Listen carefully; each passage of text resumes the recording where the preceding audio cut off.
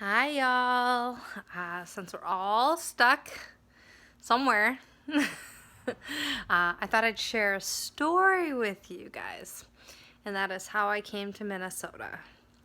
So, back in 2011, I ended a relationship that brought me into the depths of darkness and despair, and I quit my job and hung out in my room and stayed in the dark crying for about a month, listening to different topics on Jesus and things, because ultimately that's what ended the relationship. And so I was really just done. Like, I didn't know what to do. I really didn't know what to do. And so I just finally said, God, do whatever you want with me. I don't even care anymore. Like, all the choices I've made in my life have just brought me to shit. And, countless relationships, countless decisions that just squandered money and ended up in wherever, random places doing stupid stuff. Anyways, so after I said that, like literally the next day, my auntie called me, said, I need you to bring my car down to Williams Lake for me because I'm going to fly home. And it was October and she didn't really want to drive because who knew what the weather was going to be like. And I said, okay, great, I'm leaving tomorrow. So I left, went to Whitehorse, stayed at a friend's house, and then the next morning around 11 o'clock or so, I hit the road. And right as I was leaving Whitehorse and the South Access, I saw a guy standing on the side of the highway with a big green duffel bag, just kind of standing there with a sign that said Edmonton. It's like, sweet, well, I'm going to be bored, so I might as well pick this guy up. So I go from the far left lane over to the right shoulder and open up the window and say, hey, what's happening? And I was like, I'm going to BC, so hop on in.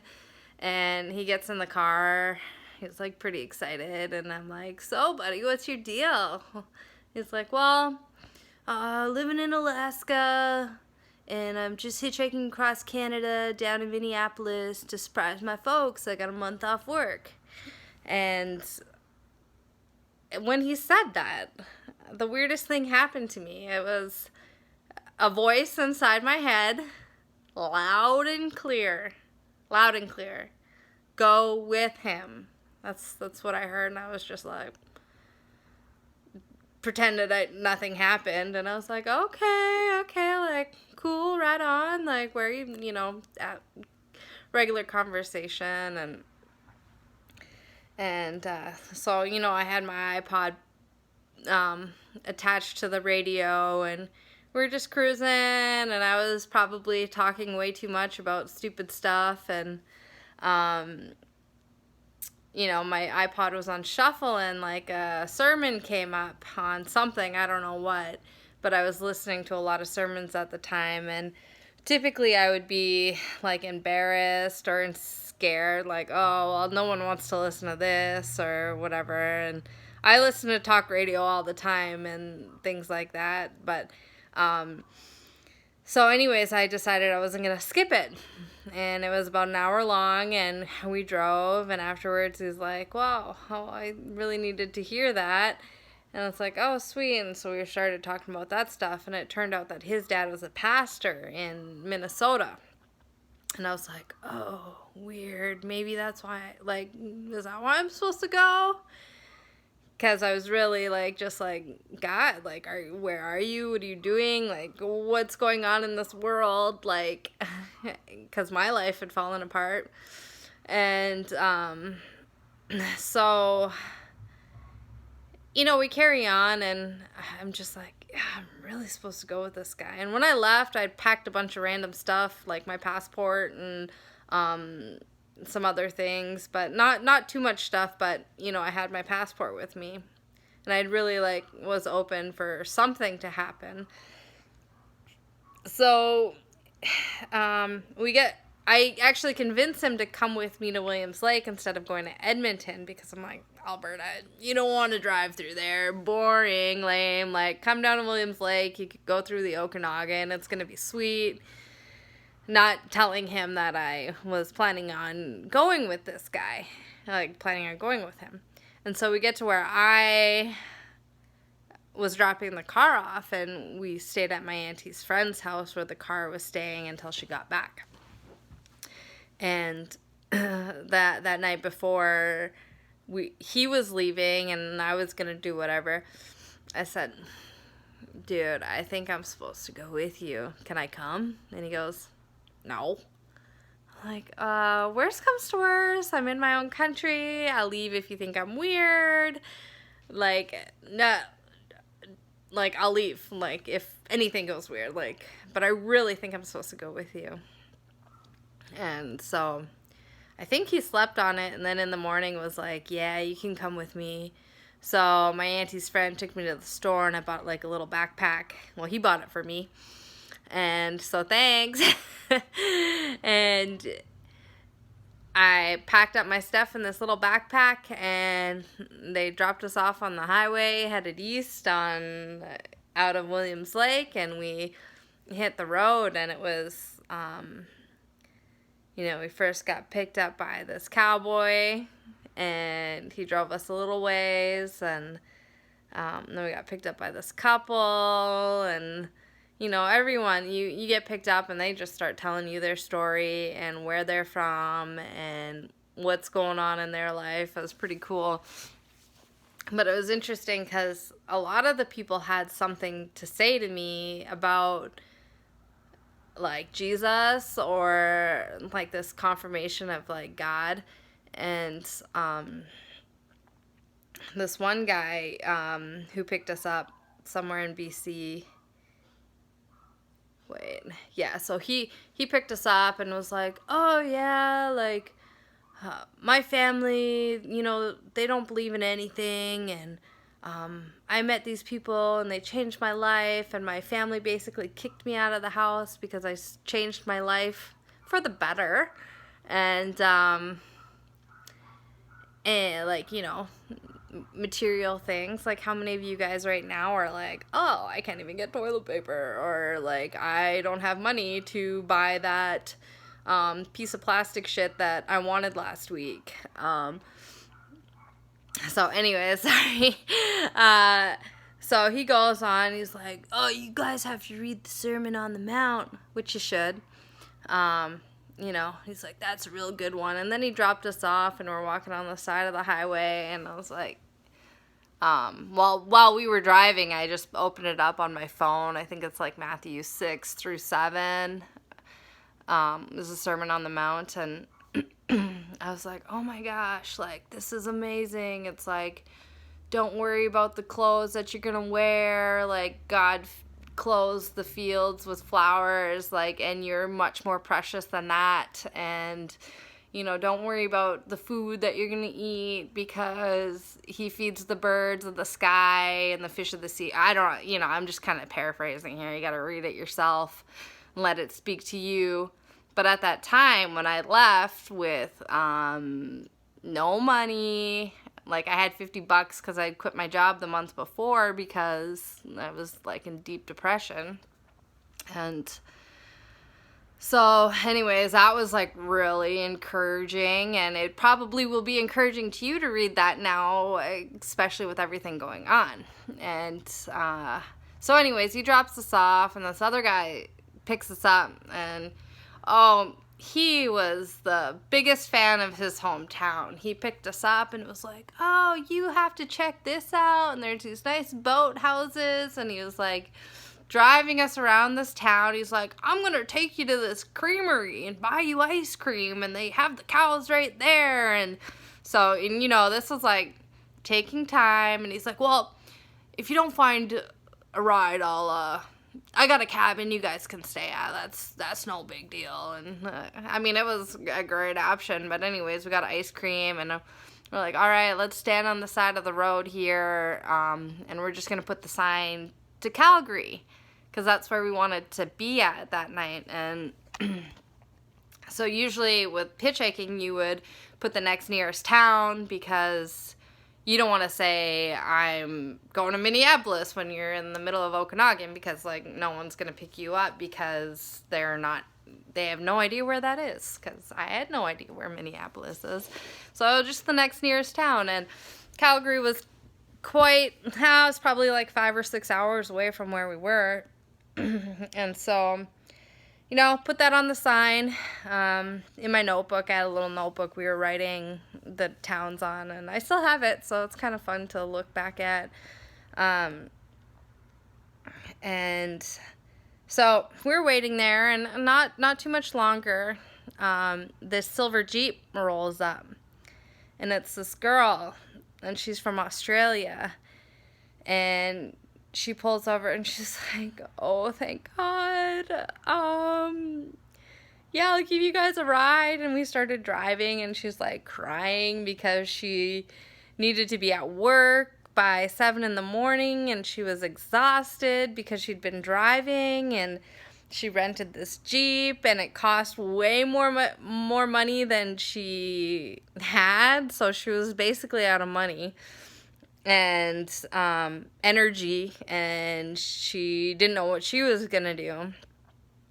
And so the guy that I was with was like, yeah, I'll put gas in the tank, and like, we'll drive if you want to rest, like you can sleep and we'll drive. And so so that happened, and we were driving, and then all of a sudden some like worship music comes on, and I was just like, yeah, this is sweet. Because it wasn't new to me, but it was new to me, like, meeting people who actually, like, had a relationship with God and, like, had that desire to. And so, so we got to talking about that, and, whatever. So that was like another little confirmation, like, oh my gosh, like I met this guy and this guy and this guy, and they're all like saying the same thing, and I heard this weird voice in my head, and like, whoa. And so we get to Calgary, and she goes, yeah, you guys can stay at our house, and I gotta leave for work in the morning, but just get up whenever and come down to the coffee shop and get some coffee before you go. And so that's what we did. And then we took the train, the C train, Calgary train, out of town as far as it could go, and started hitchhiking on the side of that. I don't know which highway it was on, probably number 1 or something, Trans-Canada, which I don't think you're supposed to do, but whatever. Anyways, we got picked up by another guy, and he like brought us to his house because he had a bunch of meat in his trunk that he had to drop off because he was like some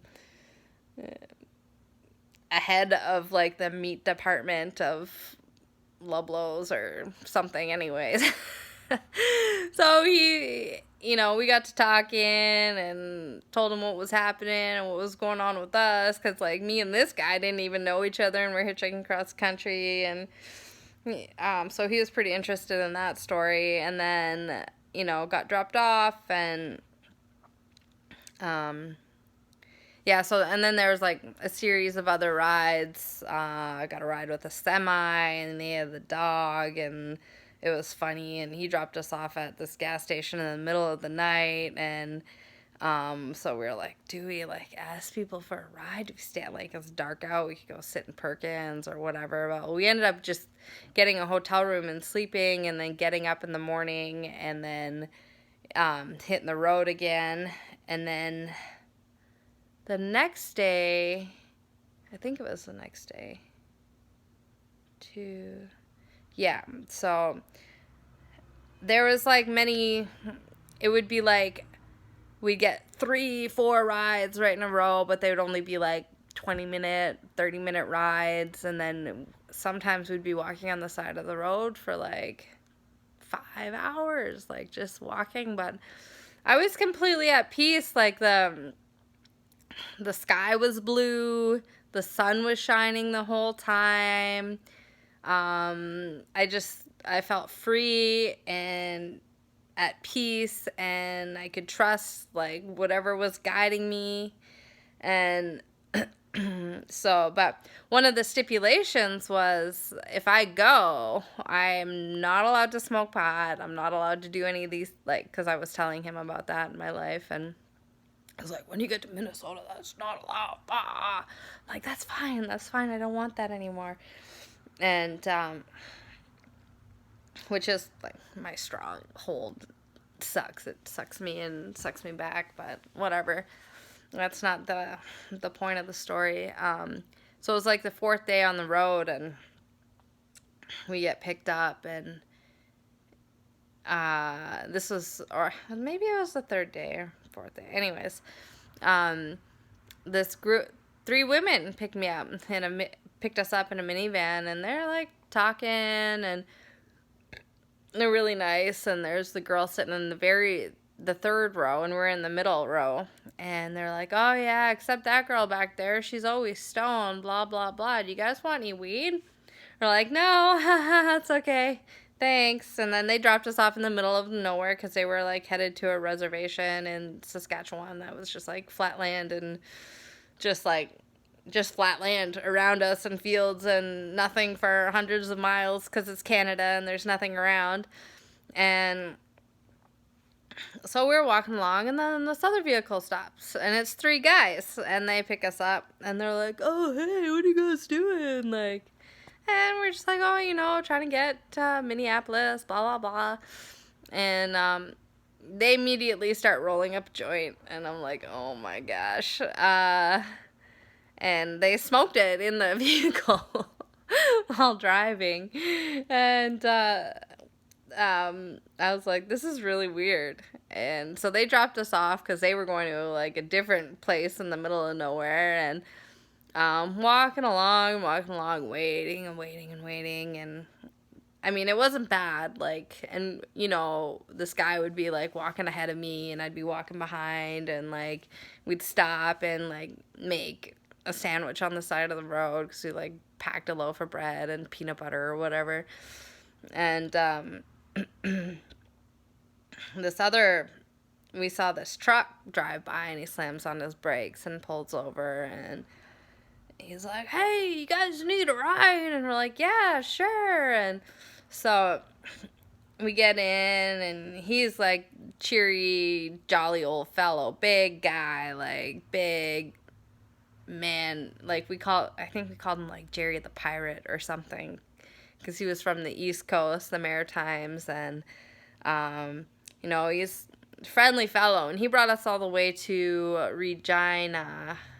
No, what's that, Regina? Winnipeg. Yeah, he brought us to Winnipeg, actually. And we got to the gas station where he was going, and he almost drove into the ditch. He was like, whoa! It was pretty funny. But anyway, so, he was telling us his story and the sicknesses that he had, and like how sick everyone around him was, and all this stuff. But he's like, yeah, I got these green cigarettes, if you know what I mean. I got some right now. And I'm like, oh, actually, no. Like, I'm actually quitting. And I told him a little bit of my history about that. And he's like, oh, I'm sorry. I won't, like, we won't do that then. I won't even smoke any myself, like that. And I'm like, cool, whatever. And I was on Facebook and got a hold of a friend that I went to Bold Eagle with. So it was like this Native American army camp I did for 6 weeks a bunch of years ago. And I think I was like 21 when I did that. And so I met her, and I messaged her, and I was like, hey, I'm coming to town, like, I'd love to see you, if we could stay at your house, that'd be great, and so she goes, yeah, I'll pick you up wherever. And so I told her at the gas station we were at, and she came and picked us up and brought her to her house, and her mom was up, and grandma, I think, and they had like tea and like cake out because there was some celebration. I think she was like, her mom was like Council of Chiefs or something, so she was pretty up there in that tribal government stuff. But her mom just had bought a trundle bed, I think they're called, where it's like one bed and then like a hidden bed and like two brand new mattresses, and like she just like randomly bought this guest bed like the day before we got there. And so we like took we like set up this bed and took the plastic and like, you know, so there's two separate beds. So we had like this like extremely comfortable place to sleep. There's like tea served when we got there and cake on the table, and like, yeah, it was pretty cool. And so, you know, hanging out with them, telling them what was going on, and she's like, okay, great, like, and she's like, well, I have school tomorrow, and so I'm not gonna be able to give you a ride. And I'm like, oh, that's okay, we'll figure something out. And so she, you know, we go to sleep and we're pretty exhausted, being on the road for like 4 days of hitchhiking. And she wakes up we wake up in the morning and she goes, hey, my class was canceled. And I'm like, okay, sweet, because I actually needed to do some last minute running around in Canada before I went to the States. I had this list of things for like moving to the States that I wanted to have with me just in case, because like a bunch of years before I went to California with somebody and got this information because I was thinking about like moving down there. Anyways, so she helped me do my errands and like all that running around, and like her school was like randomly canceled. And then she dropped us off on the far south side of town so that we could head down, because Winnipeg is about 7 hours from Minneapolis. So we were walking, and it was one of those days where it was like we were waiting and waiting, and there was no cars coming by, and like there's nothing around, and it was pretty like a little weary, but I still felt comfortable, and the weather was still really great, surprisingly, since it was the middle of October. And so we saw this truck fly by again, and we're walking, and you know when it's flat and you can't see anything and there's like a little bit of a hill, and so we were walking up and it was just a little bit of an incline, and then over that hill at the top, I'm gonna just call it a bump in the road, basically, the truck was pulled over and was waiting there. And I was like, oh my gosh, like doing the happy dance, like, we're getting a ride, it's been 5 hours, like, and he's like, calm down, like, we might not get a ride, like, blah, blah, blah. And I'm like, okay. And we get closer to the truck, and the license plate says Minnesota, and I'm like freaking out inside, like, whoa, we're going to Minnesota with this guy. And so we get up to the truck, and he's on his phone, and so we didn't want to interrupt him, but he was finishing up his conversation. And at that time, they just put in place that it was hands-free driving in Canada, so like you couldn't talk on your cell phones while you're driving. And that just happened here in Minnesota, like this winter, like 8 years later. Anyways, he's like, yeah, you guys, like, I'm going to Minneapolis. And we're like, sweet, that's like our final destination. That's where we want to go. And he's like, all right, like, hop in. And so we get in, and he's like, you know, so I never pick up hitchhikers, he goes. He's like, I never, ever pick up hitchhikers, but I saw you guys, and it's something inside me said I had to pick you guys up. And he, you know, and he was kind of going on about that, and I was like, yeah. Like, so many confirmations of, like, this whole journey, really. And then his phone rang, so he saw us. He's like, got conflicted with this thought that he had to pick us up, and then his phone rang, so he pulled over and took the phone call. And yeah, so we carried on, and he was gracious enough at the border to wait for us because they like interrogated us. They took apart my backpack completely. I had like this little tiny backpack, And I had stuff crammed in there. Like, I rolled it up. I, like, fit things, and, you know, and they opened it, and things were everywhere. Socks, tampons, like, weird, like, just random toiletry stuff just everywhere. And they're like, how did you fit all of this in here? And I'm like, I don't know, and now I have to put it all back and figure that out.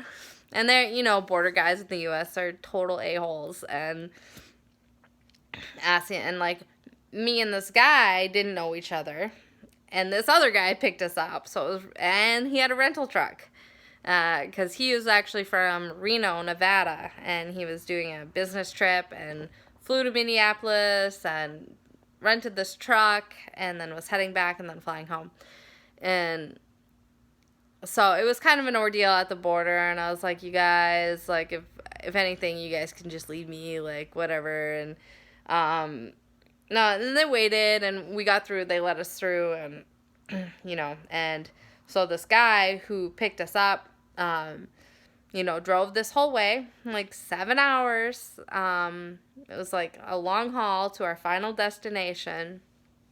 We stopped at Fargo at a Mexican restaurant for dinner, and he bought us dinner and, like, a margarita, and then we carried on to our journey. It's like 4 hours from Fargo to Minneapolis, and it was about 11 o'clock at night when we finally roll into Minneapolis, and this guy's friend who knew that he was coming because he was surprising his parents, it was a dancer, like a swing dancer, blues dancer, whatever, so he got our driver to drop us off at, like, this social dance club in downtown Minneapolis, and, like, literally coming off the road, backpack. I probably look just like this, you know, and so I get in there, and there's these people just, like, flipping people over, dancing in their little poodle skirts. There's, like, bowls of Skittles and jugs of water, and, like, everyone's just having a gay old time, like, so happy, so sober. I come from the town that has 14 bars in the summer, and there's only 1,500 people, and it has the highest alcohol sales per capita in all of Canada. So I'm like, these guys are doing this without drinking, and, like, this is weird. Like, I'm like, what is this place? So anyways, like, put my backpack down, pop a couple Skittles, drink some water, kind of boop boop ba-doo, dancing, and, like, people are just, like, who don't know each other, just, like, dance with each other, and, like, random, you know, so I danced a little bit, which was super fun and weird, and then we left there at the end of the night, like 1 a.m, and roll into this guy's family's townhome, and I go straight to the basement and fall asleep on the couch, and he sleeps upstairs, because his brother knew that he was coming, and his brother lived downstairs, so he's like, yeah, I got this random girl. So anyways, in the morning, they wake up, and everyone's, like, all excited to see this guy, because, you know, he's been in Alaska, and they haven't seen him, and they weren't expecting him, and then, like, I'm in the basement, and then I, like, wake up and go upstairs, and they're like, oh my gosh, and, like, blah, blah, blah, and then there's his mom's good friend, who is a few years older than me, who was like, oh my gosh, I am taking you today, and we're going out, and she, like, brought me to the Mall of America, and to REI, and out for lunch, and did all this stuff to, like, occupy my morning, and, like, she's, like, asking me all these things, and we were becoming friends, and, like, when we got back to their house, they're like, okay, so we're going on a retreat tonight, and you're coming, and I'm like, okay, and so, you know, I only had my backpack, so I had everything that I needed, and they dropped us off at the church where his dad's pastors, and it was like a youth retreat with a bunch of, I think it was like 15 to 35-year-olds, so it was just like, I'm right in that range. There's probably a 40 youth and some a little bit older adults there. And back home, it's like, well, I went to church, but there was really like maybe 2, 3 other people my age that I wasn't really friends with. But I love you guys. And like, I just had no one to relate any of these feelings, prayers, thoughts, experiences that I was having, convictions, transformation, like all these things that I was experiencing through the Holy Spirit and through my relationship with Jesus, through prayer and reading the Bible. I didn't have anyone to talk to, and parents, like, it's just like, they're not my friends, they're my parents. And, so anyways, I get dropped off at this retreat at 5:00 at night, and there I meet my now sister-in-law, a bunch of friends that I have now, who I wish I could see more often, but anyway, so got sent to this retreat, to these beautiful cabins by this beautiful river in the middle of nowhere, Minnesota, and I'm just like, what is happening? Like, this is crazy. And, all the girls were in one, and they're all like, oh my gosh, like, asking me all these questions, and I'm exhausted, and I like to sleep. I'm a bit of a sleeper.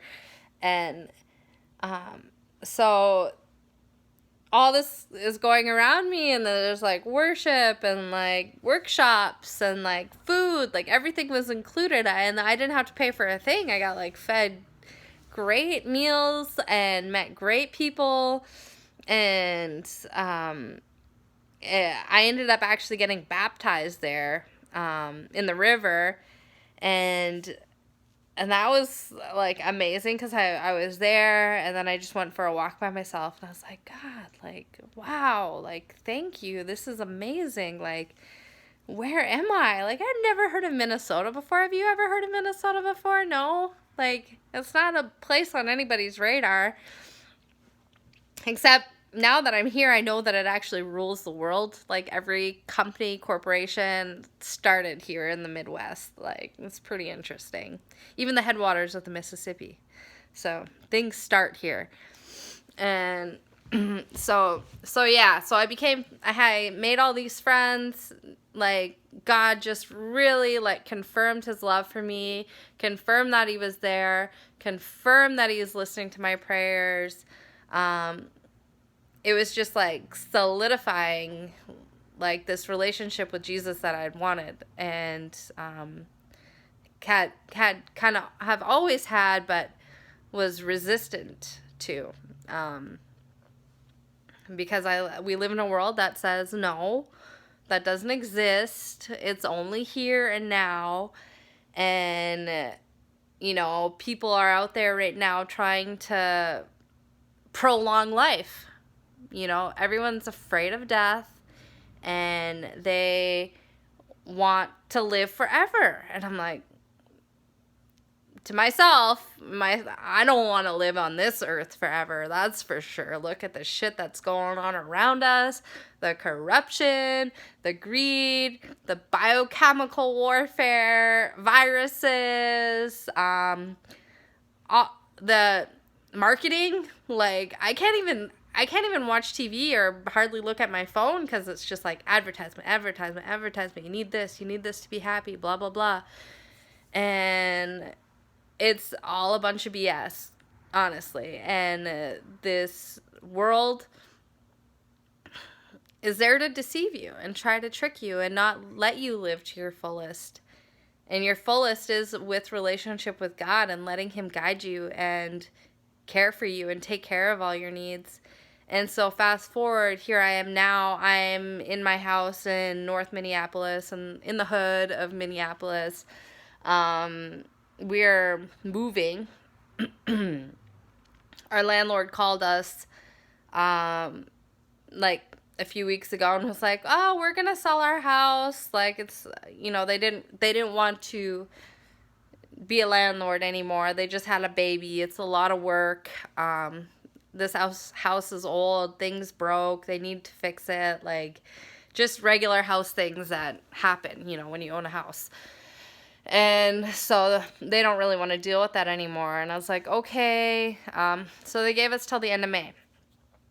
And and for me, I don't really want to be here anymore. Like, sometimes I wake up to gunshots in the middle of the night. Like, we've been safe. Like, our neighbors have been good.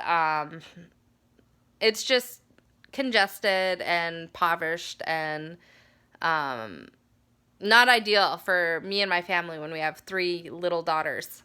And so it's just not, like, the place that I want to be. And especially right now with everything going on, with people being at home and bored and out of school and out of work, and the whole world stopped. And, like, I mean, chaos is happening all around us, which is also another thing that happens when you don't have a relationship with God.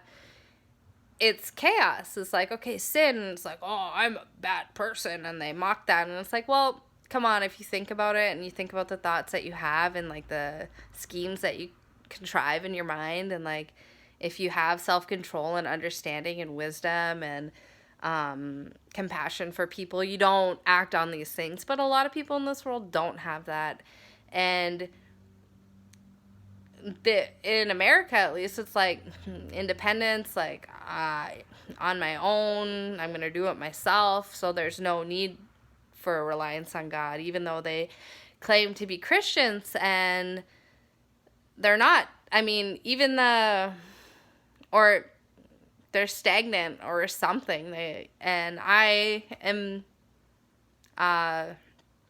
guilty of that myself. Being afraid to actually say, like, I believe in the Bible and in Jesus and this transformation and life after death and all, creationism and all these things. And, like, we live in a time now where knowledge is abounding. We can get knowledge from everything. And for me, it's even more confirmation, because even myths and legend confirm the Bible. They don't have a biblical view, but they confirms what the Bible says. And cosmology and all astrology and all these things, it's like, yeah, these are, like, actual real things. These are real things that science is proving because of the world that we live in. Science is, like, understanding the world around us, and that's just understanding God's work. But, some of these knowledges are, they don't come from a good thing. They come from things that separate us from God, and these things that separate us from God bring chaos into our life. And that's why, having that relationship and being in the Word and having that as your foundation, because if your foundation is toilet paper, we're out.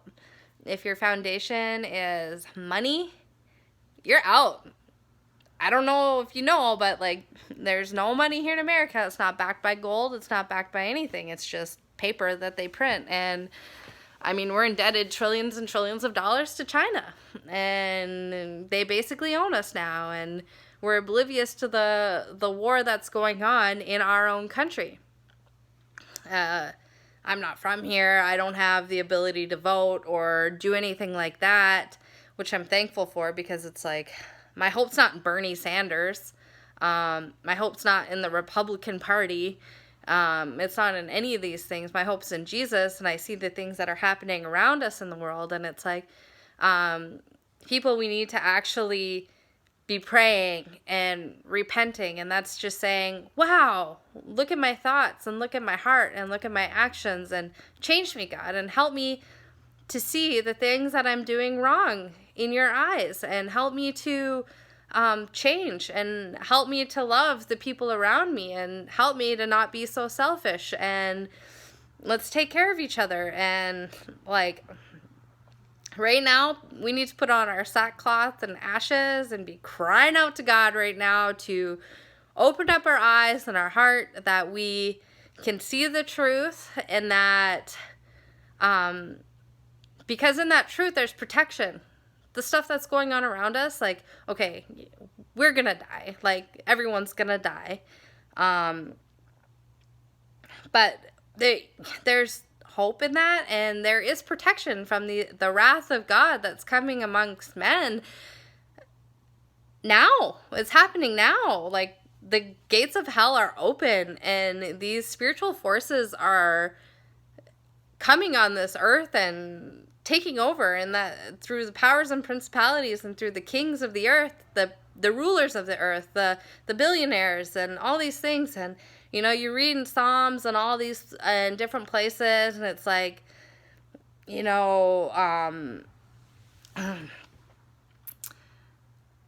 like, smite my enemy, and kill those that hurt me, and it's like harsh stuff to read. And but then you think about it, and you look on your Facebook scroll, and you're like,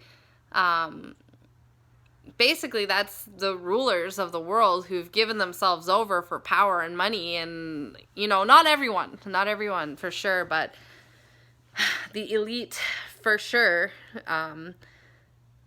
And yeah, it's for the destruction of mankind, and that is what's happening right now. And so I'm just pleading with you to read your Bible, pray to Jesus, the Holy Spirit come and fill you and give you understanding, and opening your eyes and your heart to truth and to love, and that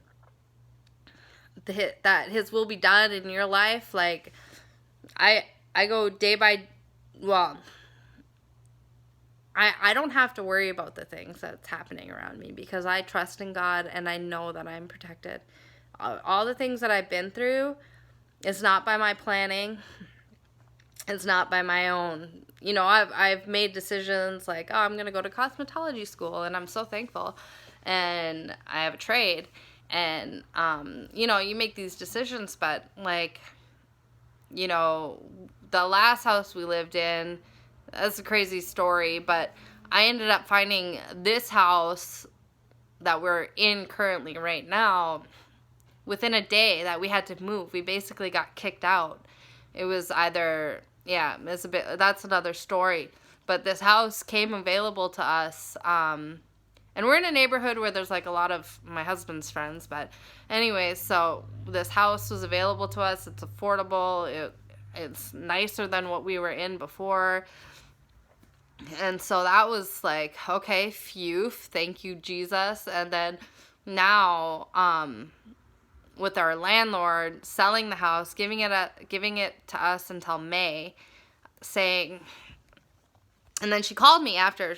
She's like, I have buyers, and it'd be nice if you got out sooner than later. And so we had one lead on a place, and it was like, okay, we tried calling, never worked, blah blah blah. I didn't really have hope in it, but then it's all falling into place all at the right time. She's like, yeah, you guys can move in right now. Like, and right at this time of this coronavirus, and we're in the heart of the city now, and that's not where I want to be, like, during this chaos. I want to be in the country where I can grow food and have well water and, like, feel safe.